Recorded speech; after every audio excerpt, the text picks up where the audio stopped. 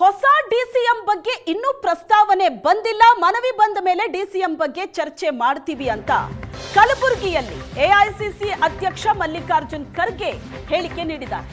ಮತ್ತೊಂದು ಕಡೆ ನಾಯಕರ ಬೆಂಬಲಿಗರು ತಮ್ಮ ತಮ್ಮ ಲೀಡರ್ಗೆ ಡಿಸಿಎಂ ಸ್ಥಾನ ನೀಡಬೇಕು ಅನ್ನೋ ಒತ್ತಡವನ್ನ ಹೇರ್ತಾ ಇದ್ದಾರೆ. ಆದ್ರೆ ಇದರ ಬಗ್ಗೆ ಮಲ್ಲಿಕಾರ್ಜುನ್ ಖರ್ಗೆ ಅವರು ಪ್ರತಿಕ್ರಿಯೆ ಕೊಟ್ಟಿದ್ದಾರೆ. ಹೊಸ ಡಿಸಿಎಂ ಬಗ್ಗೆ ಇನ್ನೂ ಪ್ರಸ್ತಾವನೆ ಬಂದಿಲ್ಲ, ಮನವಿ ಬಂದ ಮೇಲೆ ಡಿಸಿಎಂ ಬಗ್ಗೆ ಚರ್ಚೆ ಮಾಡ್ತೀವಿ ಅಂತ ಖರ್ಗೆ ಹೇಳಿಕೆ ಕೊಟ್ಟಿದ್ದಾರೆ. ಸದ್ಯಕ್ಕೆ ಒಂದು ಹಂತದಲ್ಲಿ ಸಚಿವರು ಸಂಪುಟಕ್ಕೆ ಸೇರ್ಪಡೆ ಆಗ್ತಾರೆ. 15 ದಿನ ಅಥವಾ ತಿಂಗಳ ಬಳಿಕ ಎರಡನೇ ಹಂತದಲ್ಲಿ ಮಂತ್ರಿಗಳ ಆಯ್ಕೆ ಆಗುತ್ತೆ ಅಂತ ಎಐಸಿಸಿ ಅಧ್ಯಕ್ಷ ಮಲ್ಲಿಕಾರ್ಜುನ್ ಖರ್ಗೆ ಹೇಳಿಕೆ ಕೊಟ್ಟಿದ್ದಾರೆ. ಪ್ರಪೋಸಲ್ ಯಾವುದು ಬಂದಿಲ್ಲ.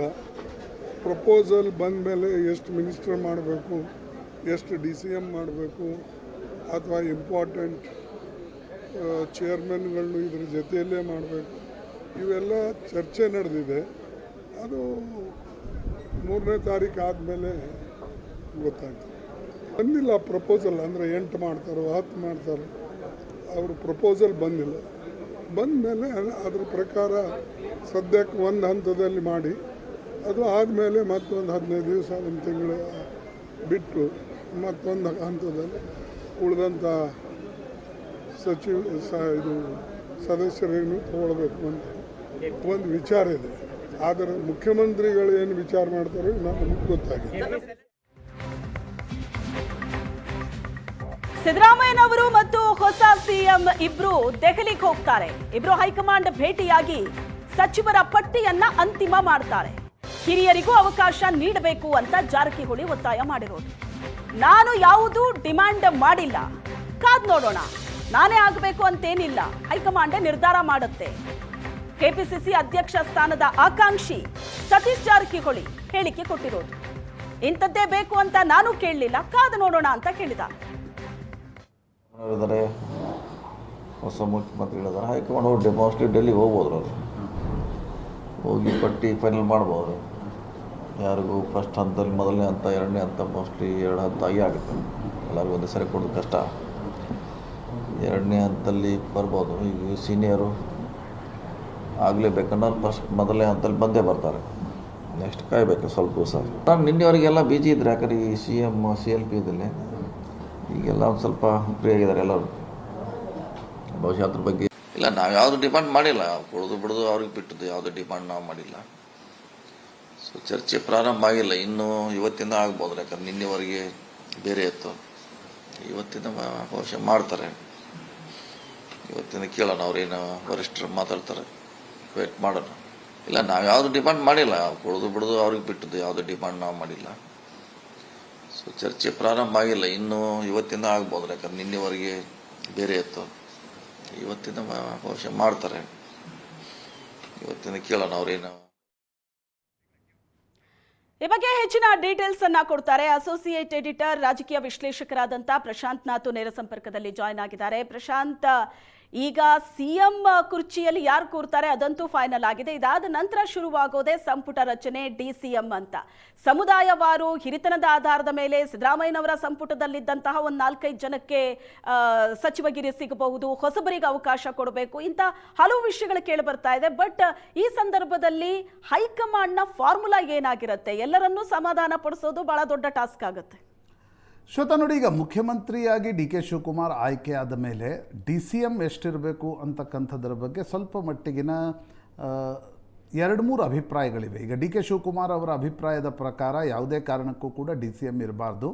ಕಳೆದ ಬಾರಿ DCM ಒಂದು ವಿಪರೀತ ಪರಿಸ್ಥಿತಿಯಲ್ಲಿ ಸಿದ್ದರಾಮಯ್ಯನವರಿಗೆ DCM ಮಾಡಲಾಗಿತ್ತು. ಹೀಗಾಗಿ ಏನು ಸಮ್ಮಿಶ್ರ ಸರ್ಕಾರ ಇಲ್ಲ, ಹೀಗಾಗಿ DCMನ ಅವಶ್ಯಕತೆ ಇಲ್ಲ ಅನ್ನೋದು DK ಶಿವಕುಮಾರ್ ಅಭಿಪ್ರಾಯ.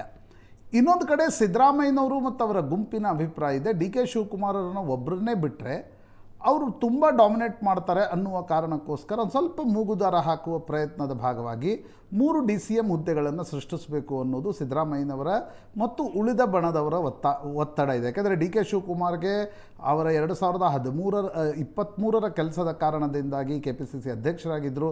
ಹೀಗಾಗಿ ಅವರನ್ನು ಮುಖ್ಯಮಂತ್ರಿ ಮಾಡಲಾಯಿತು. ನಾವು ಸೀನಿಯರ್ ಇದ್ದೀವಿ, ನಮಗೂ ಉಪಮುಖ್ಯಮಂತ್ರಿ ಸ್ಥಾನ ಸಿಗಬೇಕು. ಈಗ ಉಪಮುಖ್ಯಮಂತ್ರಿ ಸ್ಥಾನ ವ್ಯಕ್ತಿಗಳಿಗಿಂತ ಜಾಸ್ತಿ ಜಾತೀಯ ಸಮೀಕರಣಗಳನ್ನು ಕೂಡ ನೋಡಿಕೊಡಲಾಗುತ್ತೆ.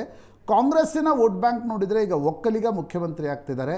ಹೀಗಾಗಿ ದಲಿತ ರೈಟ್ ಒಂದು ಮುಸ್ಲಿಮು, ಒಂದು ಲಿಂಗಾಯತ DCM ಕೊಟ್ಟು ಹಿಂದುಳಿದ ವರ್ಗಕ್ಕೆ ಒಂದು ರಾಜ್ಯ ಅಧ್ಯಕ್ಷ ಸ್ಥಾನ ಕೊಡಬೇಕಾ, ಅಥವಾ ಹಿಂದುಳಿದ ವರ್ಗವನ್ನು ಕೂಡ DCM ಮಾಡಿ ಇನ್ನೊಂದು ವರ್ಗಕ್ಕೆ ರಾಜ್ಯ ಅಧ್ಯಕ್ಷ ಸ್ಥಾನ ಕೊಡಬೇಕಾ, ಇದು ಡಿಸೈಡ್ ಆಗಬೇಕು.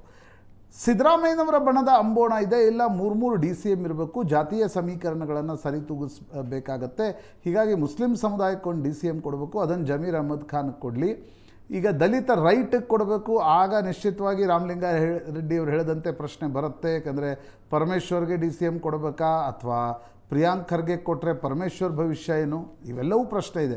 HC ಮಹದೇವಪ್ಪ ಏನಾಗ್ತಾರೆ, ಒಂದು ವೇಳೆ ಪ್ರಿಯಾಂಕ್ ಖರ್ಗೆ ಈಗ DCM ಆಗಬೇಕು ಅಂತಕ್ಕಂಥ ಒಂದು ಪ್ರಯತ್ನವನ್ನು ಪ್ರಿಯಾಂಕ್ ಖರ್ಗೆ ಕೂಡ ಮಾಡ್ತಿದ್ದಾರೆ. ಹೀಗಿರುವಾಗ HC ಮಹದೇವಪ್ಪ ಮತ್ತು ಪರಮೇಶ್ವರ್ ಸಂಪುಟ ಸೇರ್ಲಿಕ್ಕೆ ಸಾಧ್ಯ ಆಗುತ್ತಾ, ಈ ಪ್ರಶ್ನೆಯೂ ಕೂಡ ಇದೆ. ಈಗ HK ಪಾಟೀಲ್ ಇದ್ದಾರೆ, ರೆಡ್ಡಿ ಇದ್ದಾರೆ, ಅವರು ಸೀನಿಯರ್ಸ್ ಇದ್ದಾರೆ, KJ ಜಾರ್ಜ್ ಇದ್ದಾರೆ. DCMಗಳನ್ನು ಬೇರೆಯವ್ರನ್ನ ಮಾಡಿ ಆ 3 ಸಂಪುಟದಲ್ಲಿ ಹೇಗೆ ಸೇರ್ಪಡೆ ಆಗಬೇಕು, ಇದು ಕೂಡ ಚರ್ಚೆಯ ಭಾಗ. ಹೀಗಾಗಿ DK ಶಿವಕುಮಾರ್ ಹೇಳ್ತಿದ್ದಾರೆ, ಯಾರನ್ನೂ DCM ಮಾಡೋದು ಬೇಡ, ಮುಖ್ಯಮಂತ್ರಿ ಮತ್ತು ರಾಜ್ಯ ಅಧ್ಯಕ್ಷರನ್ನು ಇಟ್ಕೊಂಡು ಸೀನಿಯಾರಿಟಿ ಪ್ರಕಾರ ಮಂತ್ರಿಮಂಡಲ ಮಾಡೋಣ, ಪೋರ್ಟ್ಫೋಲಿಯೋ ಹಂಚಿಕೆ ಮಾಡೋಣ ಅನ್ನುವ ಸೂತ್ರವನ್ನು. ಪ್ರಶಾಂತ್, ಸಿದ್ದರಾಮಯ್ಯನವರು 3 DCM ಪಟ್ಟಕ್ಕಾಗಿ ಒತ್ತಡ ಹಾಕ್ತಾ ಇದ್ದಾರೆ. ಆ ಕಡೆ ಸಿದ್ದರಾಮಯ್ಯನವರ ಮಾತನ್ನು ಕೂಡ ತಳ್ಳಿ ಹಾಕೋ ಹಾಗಿಲ್ಲ, ಈ ಕಡೆ DK ಶಿವಕುಮಾರ್ ಅವರ ಮಾತಿಗೂ ಸಂಪೂರ್ಣ ಮನ್ನಣೆ ಕೊಡೋದಕ್ಕಾಗಲ್ಲ. ಒಟ್ಟಾರೆ ಬಾರ್ಗಿನಲ್ಲಿ 1-2 DCM ಸ್ಥಾನ ಆದರೂ ಸೃಷ್ಟಿ ಆಗುತ್ತಾ ಅಂತ ಅಲ್ಲ ಶ್ವೇತಾ, ಇಲ್ಲಿ 1, 2, 3 ಅನ್ನೋದಕ್ಕಿಂತ ಯಾರನ್ನ ಮಾಡಿದರೆ ಯಾರು ಅಸಮಾಧಾನಿತರಾಗ್ತಾರೆ, ಇದು 2028ರ ಚುನಾವಣೆಯ ದೃಷ್ಟಿಯಿಂದ ಪ್ರಮುಖವಾಗಿರ್ತಕ್ಕಂಥ ಭಾಗ. ಹೀಗಾಗಿ ಹೈಕಮಾಂಡ್ಗೆ DK ಶಿವಕುಮಾರ್ ಹೇಳ್ತಿದ್ದಾರೆ, ದಯವಿಟ್ಟು DCM ಸ್ಥಾನಗಳನ್ನು ಸೃಷ್ಟಿಸಬೇಡಿ, DCM ಆದ ತಕ್ಷಣ ಗಲಾಟೆ ಕಿತ್ತಾಟ ಶುರುವಾಗುತ್ತೆ, ಮಂತ್ರಿಮಂಡಲ ರಚನೆ ಮಾಡೋಣ, ಸೀನಿಯರ್ಸ್ಗಳನ್ನ ಇಟ್ಕೊಳ್ಳೋಣ, ಎಲ್ಲಿ ಸೀನಿಯರ್ಸ್ಗಳನ್ನು ನಾವು ಇಟ್ಕೊಳ್ಳಿಕ್ಕೆ ಸಾಧ್ಯವಿಲ್ಲವೋ ಅವರನ್ನು ಕನ್ವಿನ್ಸ್ ಮಾಡೋಣ ಅನ್ನೋದು DK ಶಿವಕುಮಾರ್ ಮೊನ್ನೆ ಕೂಡ KC ವೇಣುಗೋಪಾಲ್ಗೆ ಹೇಳಿ ಬಂದಿರತಕ್ಕಂಥ ಮಾತು.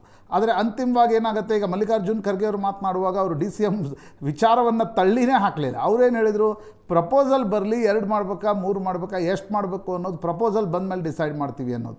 ಹೀಗಾಗಿ chief minister designate DK Shivakumar proposal ತೆಗೆದುಕೊಂಡು ಹೋಗಬೇಕಾಗತ್ತೆ, ಹೈಕಮಾಂಡ್ ಅದನ್ನು ಉಳಿದ ನಾಯಕರ ಜೊತೆ ಕೂಡ ಚರ್ಚೆ ಮಾಡುತ್ತೆ, ಅಂತಿಮವಾಗಿ ಆ ಪ್ರಪೋಸಲ್ಗೆ ಒಂದು ಹಸಿರು ನಿಶಾನೆಯನ್ನು ಹೈಕಮಾಂಡ್ ಕೊಡಬೇಕಾಗತ್ತೆ. ಹೀಗಾಗಿ ಇವತ್ತು ಸಂಡೇ ಸಂಜೆ ಹೋಗ್ತಾರೋ, ಸಂಜೆ ಹೋದರೂ ಇವತ್ತೇನು ಚರ್ಚೆ ಆಗಲ್ಲ, ರವಿವಾರ ಯಾವ ನಾಯಕರು ದಿಲ್ಲಿಯಲ್ಲಿ ಇರಲ್ಲ, ಸೋಮವಾರ ಮಂಗಳವಾರ ಪ್ರಾಯಶಃ ಮಂಗಳವಾರ ಮಧ್ಯಾಹ್ನದವರೆಗೆ DK ಶಿವಕುಮಾರ್ ವಾಪಸ್ ಬೆಂಗಳೂರಿಗೆ ಬರ್ತಾರೆ. ಆಗ ಒಂದು ಅಂತಿಮ ಪಟ್ಟಿ ಅವರ ಕೈಯಲ್ಲಿರುತ್ತೆ, ಅಥವಾ ಸಂಜೆಯವರೆಗೆ ಒಂದು ಅಂತಿಮ ಮುದ್ರೆಯನ್ನು ಹೈಕಮಾಂಡ್ ಇಡೀ ಕ್ಯಾಬಿನೆಟ್ ಪಟ್ಟಿಗೆ ಕೊಡುತ್ತೆ. ಡಿಸೈಡ್ ಆಗಬೇಕಾಗಿರ್ತಕ್ಕಂಥದ್ದು DCM ಇರಬೇಕಾ ಬೇಡವಾ, KPCC ಅಧ್ಯಕ್ಷರಾದರೆ ಮಂತ್ರಿಮಂಡಲದಲ್ಲಿ ಯಾರ್ಯಾರು ಸೀನಿಯರ್ಸ್ ಇರಬೇಕು, ಎಷ್ಟು ಸೀನಿಯರ್ಸನ್ನು ಕೈ ಬಿಡಬೇಕಾಗತ್ತೆ, ಇದು ಪಾಲಿಸಿ ಮ್ಯಾಟರ್ ಆಗಿ ಹೈಕಮಾಂಡ್ ಡಿಸೈಡ್ ಮಾಡಬೇಕಾಗತ್ತೆ. ಸಿದ್ದರಾಮಯ್ಯನವರ ಬೆಂಬಲಿಗೆ ಸಚಿವರಿದ್ದಾರೆ, ಆ ಸಚಿವರಲ್ಲಿ ಯಾರ್ಯಾರನ್ನು ಕೈ ಬಿಡುವ ಪ್ಲ್ಯಾನ್ DK ಶಿವಕುಮಾರ್ ಇಟ್ಕೊಂಡಿದ್ದಾರೆ. ಇಷ್ಟು ದಿನಗಳವರೆಗೆ ಈಗೆಲ್ಲವೂ ಕೂಡ ಸುಸೂತ್ರವಾಗಿ ನಡೀತು. ಕ್ಯಾಬಿನೆಟ್ ಎಕ್ಸ್ಪಾನ್ಷನ್ ಇದೆ ಅಥವಾ ಕ್ಯಾಬಿನೆಟ್ ಫಾರ್ಮೇಷನ್ ಇದೆ ಅಲ್ವಾ, ಅದು ಯಾವಾಗಲೂ ಪಾಯಿಂಟ್ ಆಫ್ ಕಂಟೆನ್ಷನ್ ಇರುತ್ತೆ ಪಾಲಿಟಿಕ್ಸ್ನಲ್ಲಿ. ಸೊ ಅದನ್ನು DK ಶಿವಕುಮಾರ್ ಎಷ್ಟು ಸುಸೂತ್ರವಾಗಿ ನಡೆಸ್ತಾರೆ, ಸಿದ್ದರಾಮಯ್ಯನವರು ಎಷ್ಟು ಸ್ಪ್ಯಾನರ್ಗಳನ್ನು ಹಾಕ್ತಾರೆ, ಇವೆಲ್ಲವೂ ಕೂಡ ನಾಳೆ ನಾಡಿದ್ದರ ಚರ್ಚೆಯಲ್ಲಿ ಗೊತ್ತಾಗುತ್ತೆ. ಸಿದ್ದರಾಮಯ್ಯನವರು ಕೂಡ ದಿಲ್ಲಿಗೆ ಹೋಗ್ತಿದ್ದಾರೆ. ಸಿದ್ದರಾಮಯ್ಯನವರು, DK ಶಿವಕುಮಾರ್, ಮಲ್ಲಿಕಾರ್ಜುನ್ ಖರ್ಗೆ, KC ವೇಣುಗೋಪಾಲ್, ಈ 4 ಜನ ಕ್ಯಾಬಿನೆಟ್ ಫಾರ್ಮೇಷನ್ ಡಿಸೈಡ್ ಮಾಡ್ತಾರೆ. ರಾಹುಲ್ ಗಾಂಧಿ ಅದಕ್ಕೊಂದು ಅಂತಿಮ ಮುದ್ರೆಯನ್ನು ಓದ್ತಾರೆ. ಯಾಕಂದರೆ ಅನೇಕ ಬಾರಿ ನಾವು ನೋಡಿದ್ದೀವಿ ಹೈಕಮಾಂಡ್ ಏನು ಮಾಡುತ್ತೆ, ಮಹಿಳೆಯರ ಪ್ರಾತಿನಿಧ್ಯ ಎಷ್ಟು ಕೊಟ್ಟಿದ್ದೀರಿ, ದಲಿತರಿಗೆ ಎಷ್ಟು ಕೊಟ್ಟಿದ್ದೀರಿ, ಅಲ್ಪಸಂಖ್ಯಾತರಿಗೆ ಎಷ್ಟು ಕೊಟ್ಟಿದ್ದೀರಿ, ಇದನ್ನು ಡೆಫಿನೆಟ್ಲಿ ಹೈಕಮಾಂಡ್ ಚೆಕ್ ಮಾಡಿ ಅದಕ್ಕೊಂದು ಅಪ್ರೂವಲನ್ನು ಕೊಡುತ್ತೆ. ಹೀಗಾಗಿ ನಾಳೆಯ ಸಭೆಯಲ್ಲಿ ಯಾವ ಹೆಸರುಗಳನ್ನು ಯಾರು ಇಡ್ತಾರೆ, ಯಾರು ಅದನ್ನು ನಲಿಫೈ ಮಾಡ್ತಾರೆ, ಯಾರು ಆ ಹೆಸರಿಗೆ ಪಟ್ಟು ಹಿಡಿತಾರೆ, ಇವೆಲ್ಲವೂ ಕೂಡ ನಾಳೆ ಚರ್ಚೆಯ ನಂತರ ಒಂದು ಅಂತಿಮ ಸ್ವರೂಪ ಅದಕ್ಕೆ ಬರ್ಬೋದು ಅನಿಸುತ್ತೆ. DK ಶಿವಕುಮಾರ್ 12 ಜನರ ಪಟ್ಟಿಯನ್ನು ದಿಲ್ಲಿಗೆ ಒಯ್ತಾ ಇದ್ದಾರೆ. 12 ಜನರ ಪಟ್ಟಿಯಲ್ಲಿ 10 ಜನರಿಗೆ ಅಪ್ರೂವಲ್ ದೊರಕಬಹುದು ಅಂತಕ್ಕಂಥದ್ದನ್ನು ಹೇಳಲಾಗ್ತಾ ಇದೆ. ಸಿದ್ದರಾಮಯ್ಯನವರು ಎಷ್ಟು ಪಟ್ಟು ಹಿಡಿತಾರೆ, ಖರ್ಗೆ ಏನು ಮಾಡ್ತಾರೆ, ಇವೆಲ್ಲವೂ ಕೂಡ ನೋಡಬೇಕಾಗಿರ್ತಕ್ಕಂಥ ಅಂಶ. ಮಲ್ಲಿಕಾರ್ಜುನ್ ಖರ್ಗೆ DCM, ಇಡೀ ಒಂದು DCM ಇರಬೇಕಾ ಬೇಡವಾ ಅನ್ನೋದರ ಬಗ್ಗೆ ಬೇಡ ಅನ್ನೋದನ್ನು ಎಲ್ಲೂ ಕೂಡ ಮಲ್ಲಿಕಾರ್ಜುನ್ ಖರ್ಗೆ ಹೇಳಿಲ್ಲ. ಹೀಗಾಗಿ DK ಶಿವಕುಮಾರ್ ಬೇಡ ಅಂತಿದ್ದಾರೆ. ಅಂತಿಮವಾಗಿ KC ವೇಣುಗೋಪಾಲ್ ಮತ್ತು ರಾಹುಲ್ ಗಾಂಧಿ ಏನು ಡಿಸೈಡ್ ಮಾಡ್ತಾರೆ, ಯಾಕಂದರೆ DCM ಯಾರು ಇರಬೇಕು, ಎಷ್ಟಿರಬೇಕು, that is a policy matter of Congress high command. Congress high command ಇದನ್ನು ಅಂತಿಮವಾಗಿ ನಿರ್ಧಾರ ಮಾಡಬೇಕಾಗತ್ತೆ. ಶ್ವೇತಾ.